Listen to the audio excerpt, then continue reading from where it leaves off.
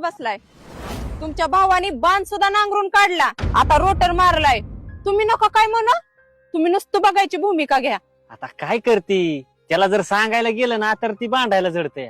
भांडणं होते म्हणजे आपलंच हातभर रान खाऊन वरनं त्यांचा रुबाब ऐकून घ्यायचा वय. अहो तुम्ही दरवेळेस गप्प बसताना त्याचाच ही गैरफायदा घेतात. आता आपण पण त्यांच्या सोबत भांडणं करायची. काय व्हायचंय ते होऊ द्या. काय व्हायचं ते हो द्या. अगं काय बोलती तू, म्हणजे आम्ही दोघा भावांनी भांडणं करायची वय ह्या हातभर तुकड्यासाठी? अगं ह्या हातभर तुकड्यातनं आपण जेवढं उत्पन्न नाही ना काढणार आयुष्यभर, त्याच्यात 10 पट पैसे आहेत ना आपल्याला, ही भांडणं मिटवायलाच लागते. अगं या भांडणामध्ये काय नाही मोठेपणा, काही नाही. आणि ह्या बांधावरून आपली भांडणं होत्यात ना तर आपण आपल्या बाजूने डांबरवून घेऊ, भांडणाचा काही विषयच नाही.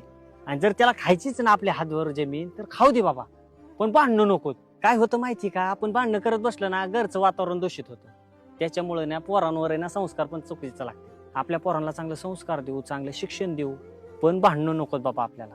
आणि एक लक्षात घ्यायचं, दात टोकरून कधी पोट भरत नसतं, आणि जमिनी पोखरून वाद वाढतात, जमिनी नाही.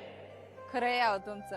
ह्याच्यावरून ना माझ्या एक लक्षात आलं, वाद करणाऱ्यांपेक्षा ना वाद टाळणाऱ्यांची प्रगती होते, अधोगती नाही.